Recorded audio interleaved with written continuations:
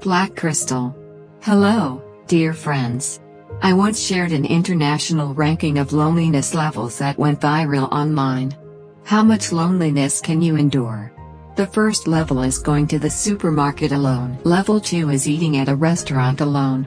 Level 3 is going to a coffee shop alone. Level 4 is watching a movie alone. Level 5 is eating hot pot alone. Level 6 is singing karaoke alone. Level 7 is going to the beach alone. Level 8 is visiting an amusement park alone. Level 9 is moving houses alone. And level 10 is undergoing surgery alone. What level are you at? People who have very few friends, or even no friends at all, usually fall into one of 8 types. And each type is not simple. Number 1. The goal-oriented person. There was a man who was very sad because his fish died. He wanted to cremate the fish and scatter the ashes in the sea so they could return to the ocean. But while grilling the fish, the aroma made him laugh and he ended up eating it with beer. This story, though humorous, reflects reality. We often lose direction and give up on our goals midway. People who are steadfast in their goals are often lonely because they constantly strive and accept all challenges. They are usually strict with themselves and others, which is why they don't have many friends. When the glass is full of milk, people call it milk. When it's full of oil, people call it oil. Only when the glass is empty do people call it a glass. Similarly, when your mind is filled with prejudices, knowledge, or achievements, you are no longer yourself. In the end, you might have everything, but lose yourself. When I took the university entrance exam, I only scored 16 points. While my cousin scored 29 and got into a prestigious university. 9 years later, his mother proudly boasted that he was now a project manager earning tens of millions. Meanwhile, I was wondering whether to hire him or not. So, if you don't go to university, remember that you're not allowed to stop trying. Find and stick to your goals. Don't waste time on meaningless relationships. Don't socialize just for the sake of socializing. Sadhguru once said that only when happiness and joy do not depend on anyone or anything can you truly be free. Otherwise, whether you're walking on the street or locked in a closet, you are still a prisoner of yourself. Miyazaki Hayao also said, don't easily rely on others, because when you lose them, you not only lose a person but also your emotional support. Learn to walk on your own, it will make you stronger.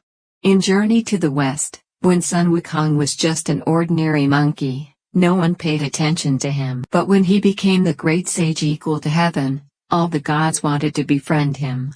However, when Sun Wukong fell from grace, were they still by his side? When he was trapped under the 5 Elements mountain, everyone disappeared. For 500 years, not one of his sworn brothers, who had vowed to live and die together, showed up. This is the coldness of the world. The indifference of human nature. As long as you are willing to host a party, many people will want to eat with you. As long as you have money, even distant relatives will come to you. But when you fall from grace, even if you offer your whole heart, you will still be surrounded by emptiness. In this world, no one can stay with you forever. Even your shadow will leave you in the dark. Fate is like a long river, from one bank to the other. You need to learn to hang your own drum. Understand your goals and direction. Don't expect anyone to be your ferryman. Number 2, the person who only sees others' faults. A monk once wrote 4 calculations on the wall. 2 plus 2 equals 4. 4 plus 4 equals 8. 8 plus 8 equals 16. 9 plus 9 equals 19. After seeing this, his disciples said, Master, you made a mistake in one calculation. The monk calmly replied, yes. You looked very carefully, I made a mistake in the last calculation. But why didn't anyone look at the 3 correct calculations and only focus on this one mistake? This is the rule of 100 minus 1 equals 0. People are the same. Even if you've been good to someone 100 times, but hurt them once, all the good you've done can be erased. So, even if you think you've done a lot of good, don't waste the relationship. Don't underestimate the damage of 1 or 2 hurts and don't think your goodness can compensate for that hurt.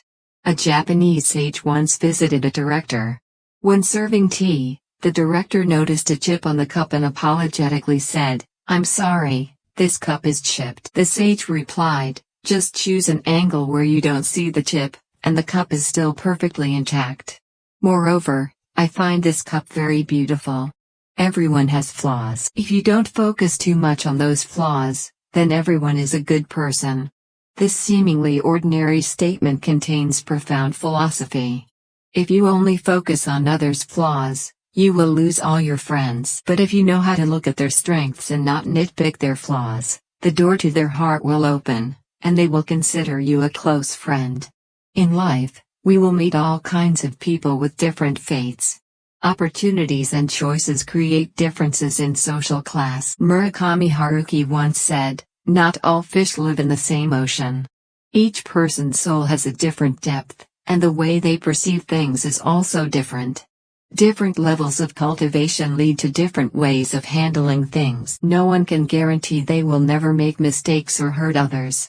In The Great Gatsby, there is a line, "Whenever you feel like criticizing anyone, just remember that all the people in this world haven't had the advantages that you've had." Conversely, when you can be tolerant of others' imperfections, you will understand the meaning of forgiveness. I really like the saying, "A person needs a window to see the world outside and a mirror to look into their own soul." Through the window, we see the light of the world. Through the mirror, we see our own shortcomings. In this world, everyone makes mistakes and has flaws. If you constantly criticize others, you will fall into a vicious cycle of blame and complaint, causing friends to drift away. Only by constantly reflecting on yourself can you keep surpassing yourself. Albert Ellis once said, "People with a critical personality will make you feel oppressed and unable to see your own value, eventually becoming someone who only feels worthless." If you unfortunately meet such people, don't try to change them because you will only face failure and hurt. And also avoid becoming such a person. If you have few friends or even no friends, it's possible that you're very intelligent. Your intelligence may far surpass that of ordinary people. A psychologist at the University of London studied 1,500 people on their level of happiness when in social situations versus when completely alone. The results showed that for people with average or below average IQ, most felt happier when with friends, and the more friends they had, the happier they were. But for the group with an IQ above 130, the results were completely opposite. Most of them felt happier when alone, while their happiness decreased when with friends. The psychologist explained that people with high IQs often don't want to get involved in others' affairs because they can foresee the potential troubles. Additionally, intelligent people usually engage in social activities for personal gain, while ordinary people mainly seek emotional support or attention from others. For example, Warren Buffett often sat alone during school while his peers played and socialized. Elon Musk also had a similar childhood, even being bullied at school. This shows that highly intelligent people often find inspiration through their own thinking and creativity. This is also one of the key reasons why Buffett achieved great success. Someone once said in a program, "Not fitting in is just superficial loneliness, while fitting in is inner loneliness." We have all, to some extent, forced ourselves to fit in to avoid loneliness. But after experiencing many things, you will realize that the more you try to fit in, the lonelier you feel. True loneliness is not the silence of being alone, but losing yourself amidst constant noise. Forcing yourself to fit in is like playing Tetris. When you fit in, you also disappear. Trying to fit in is the process of denying yourself. Besides making things difficult for yourself, you won't change anything. Often, we fear loneliness, crave gatherings, but those who like crowds may not necessarily be happy, and those who like being alone may not necessarily be lonely. There is a modern disease called loneliness addiction. More and more people enjoy eating hot pot alone, walking the streets alone, or watching movies alone, finding joy in solitude. In the end, loneliness when alone is not scary. What's scary is when two people are together but still feel lonely. Author Tai Kong Vin once said, "Be good to yourself, Because the person who drinks with you may not truly be by your side. People who like being alone often understand what they need and live with direction. Loneliness chosen by oneself is not loneliness, but forcing oneself to fit in is true loneliness. Number 4. The person who only cares about themselves. 8 people entered the city to study and encountered a storm while passing a ruined temple. When they took shelter in the temple, a fireball appeared, rolling back and forth at the entrance, accompanied by the roar of a dragon in the sky. Everyone was terrified, their faces pale. One person spoke up, "Among the 8 of us, there must be someone who has done something immoral. Whoever did something wrong should step outside and face punishment, so the good people won't be implicated." But no one dared to admit they had done wrong, let alone step out. Then, someone suggested, "If no one steps out, let's each throw our straw hats outside. Whoever's hat is blown away by the wind must take responsibility." Everyone agreed and took turns throwing their hats. As a result, 7 hats were blown back by the wind, and only 1 hat was blown away. Everyone immediately pushed that person outside. But as soon as he was pushed out, the temple collapsed. If in a group, one person is isolated, it's likely that person is good, honest, and not scheming. Conversely, petty people often gang up to isolate others. Selfish people have one thing in common: the better you are to them, the more they take advantage. Never argue with selfish people, because in their minds, they have their own distorted logic, which will only exhaust you. In reality, selfishness is not innate but shaped by the family environment. Let's look at 2 real-life stories. The first story: on a high-speed train, a mother gave her son 100 dong to buy food. The boy bought 3 portions to share with his parents. But instead of thanking him, the father scolded him. "Why did you buy so much?" The mother got angry. "I gave you 100 dong, and you spent it all? I told you to buy 1 portion, but you didn't listen. Bring it all here, I won't eat." Under the scolding, the boy had to throw away the extra portions, crying as he ate under his parents' urging. The second story: during a family meal with fish, the daughter picked up a piece of fish for her grandmother. The grandmother refused. "Oh, dear, I won't eat it, you eat it." Then the girl picked up a piece for her grandfather, who also refused. "I don't need it, you eat it to stay healthy." After the meal, the mother reminded the grandmother and grandfather, "Next time, if she picks up food for you, just accept it and say thank you. If you always refuse, she will think that no one needs it, so she only needs to take care of herself. She will become selfish." Nowadays, many people are too calculating in relationships. When eating out, they don't want to pay their share and let friends pay. When they need help, they rely on friends. But when it's their turn, they find excuses to refuse. Such people will gradually lose all their friends. Number 5. The person who knows how to avoid negativity and toxicity. There's a story about a girl named Xiaomei. Once, her best friend called for help, saying she was arguing with her boyfriend and needed Xiaomei to come over. But when she arrived, Xiaomei was hit in the eye with the glass by her friend's boyfriend. She needed over 30 stitches and, due to the severity, lost one eye. 3 months later, her best friend got back together with her boyfriend. Ridiculous, right?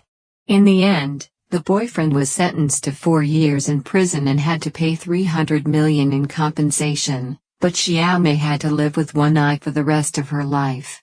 Despite this, she found happiness with a loving husband and a child on the way. People who dare to end toxic relationships are not lonely, they are brave enough to protect themselves.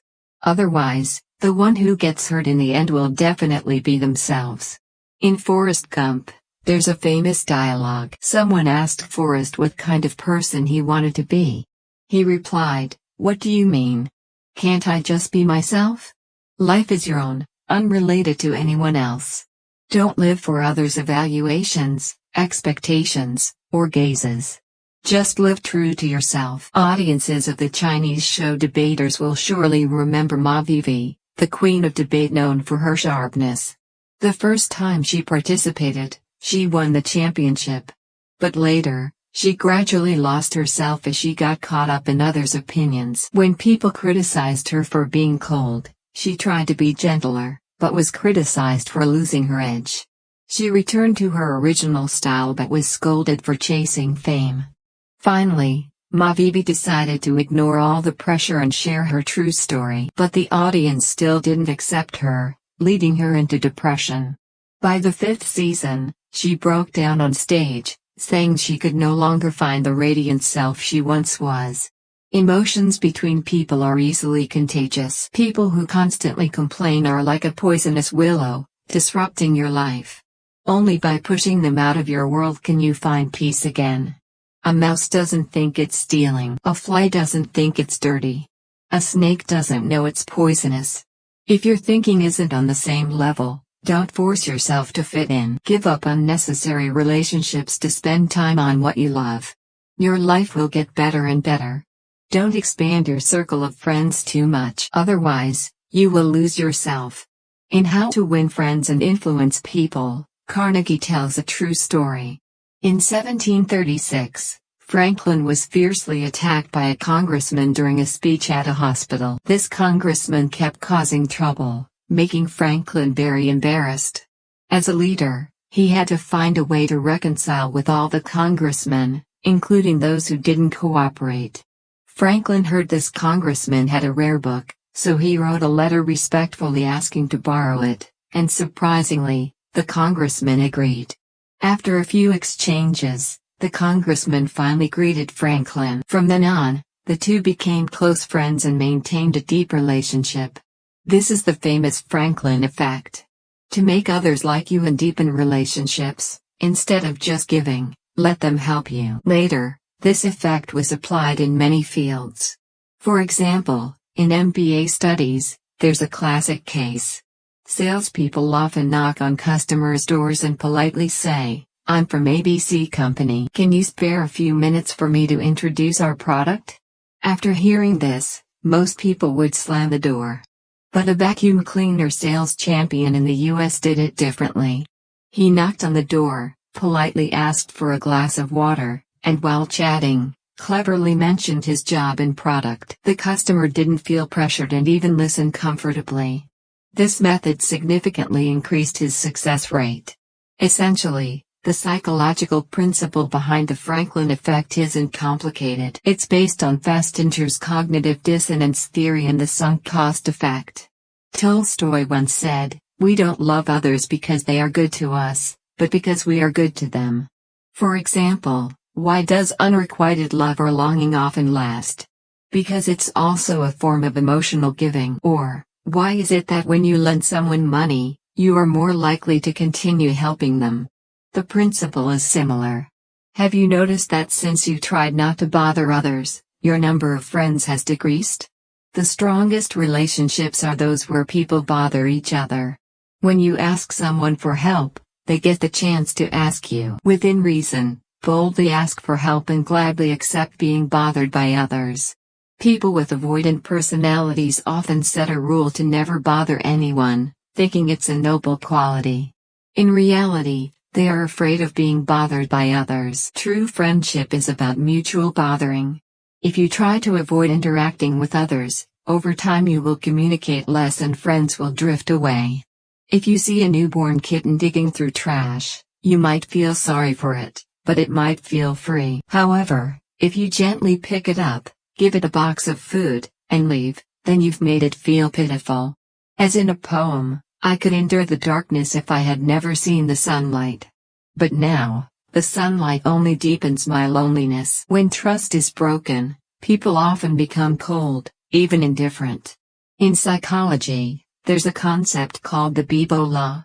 When a person experiences a strong shock, if they encounter something similar again, they will no longer feel or care. Simply put, when you are deeply hurt by someone or something, you go through a period of suffering, rebuild yourself, and move on. After that, when faced with a similar situation, you will view it more rationally, as if from a God's perspective. On the surface, you seem unhurt, but inside, you no longer trust anyone. The scary thing is that this state is almost irreversible. Remember the bad sides of others, don't easily soften because of sweet words. Otherwise, all the suffering you endure is deserved. The most immature behavior of adults is easily forgiving when in a good mood. Good things can be fake, but the bad sides are always real. When you mature, you will understand that you shouldn't try to advise others. Most people would rather drown in sweet words than be reborn from harsh truths. There's a story about two frogs. One lived in a deep pond, rarely seen, the other in a shallow ditch near the road. One day, the frog living in the deep lake advised his friend, "Don't live here anymore, this place is dangerous and hard to find food. Move to the deep lake with me, where it is safe and there is plenty of food." But the frog brushed it off, without even turning around, saying, "Don't meddle in my business. Who knows what you are plotting?" A few days later, a truck drove through the ditch and ran over the frog. When a person reaches a certain level of maturity, they will no longer try to teach others. They praise a fool for being handsome, praise a poor person for being hardworking, praise a slow person for being lazy, and praise a mean person for being smart. In fact, these people understand everything, it's just that they don't want to receive attacks from their good intentions. Someone once said that over time, we will eventually forgive those who have hurt us. Tychon Bin added that it is not forgiveness but letting go. In the lives of adults, there is always a half compromise. Half of life is about compromises. Trust is taken advantage of, enthusiasm is rejected, making more and more people become timid and less likely to make friends. Don't go to the supermarket when you're hungry, because then you'll buy a lot of unnecessary things. Don't look for love when you're lonely because you might meet the wrong person. And don't dream of getting rich quickly when you have nothing, because that will only make you poorer. When you're thirsty, you don't choose water. When you're cold, you don't choose clothes. When you're hungry, you don't choose food. When people are in a state of urgent need, they will grab anything within reach, but that doesn't mean it's what they really need. Let me tell you a few stories to help you understand better. My mother-in-law introduced me to a project. I earned 300 million. On TED, I gave her an envelope of 80 million. My family said I gave too much. After TED, my mother-in-law introduced me to another big project. I earned more than 600 million and this time I gave her an envelope of 150 million. They said I was stupid again, but within a year, thanks to my mother-in-law, I earned more than 6 billion. My aunt's nephew attended a tutoring class. Every time she came, my aunt prepared cakes and fruits for the teacher. As a result, before the final exam, my nephew improved by more than 20 grades. It was amazing. One of my cousins learned to drive. Every time she went to school, she brought fruit for the teacher. The teacher never yelled at her and always gave her more priority in practicing. When the boss's son got married, the directors discussed giving each of them an envelope of 888,000. Mr. Vuong discreetly gave 1,888,000. After the wedding, Mr. Vuong was promoted to a middle management position. My sister sold a villa yesterday and received a commission of 120 million. The next day, instead of inviting colleagues, my brother invited a client to dinner. Unexpectedly, the client introduced a new client, helping my brother earn an additional 300 million in commission. Instead of maintaining relationships with colleagues, who often drink cold tea, making friends with noble people will help you reach a new level. Actually, it is not that this society is too pragmatic, but that others do not help you because you have not touched their interests. Only when you link your problem to the interests of the other party, can you attract their attention and help. In this society that values emotions, you can say a few more nice words to please 58% of people. You can give a small gift to please 70% of people. If you offer the right benefits at the right time, you will convince 99% of people. In this world, what is truly priceless is not money or power, but a mindset that makes others respect you. As the saying goes, you must know how to swim when you go into the water, and you must be flexible when you work. Don't drag your friends along the way, but find friends on your journey. In crowd psychology, there is a saying that in a crowd, Each individual is like a speck of dust that can easily be blown away by the wind. Not fitting into a group is not because of loneliness, but because of independence in the soul. Such people keep their sanity in the flow of people passing by. Do not blindly follow the crowd, but listen to their inner voice and follow their own choices. Solitude is the best way to cultivate. Psychology has shown that people who know how to enjoy solitude have a higher level of self-acceptance in terms of spirit. Those who know how to make the most of their time alone, not wasting it on meaningless social relationships, will make their spirit richer and more full of bullets.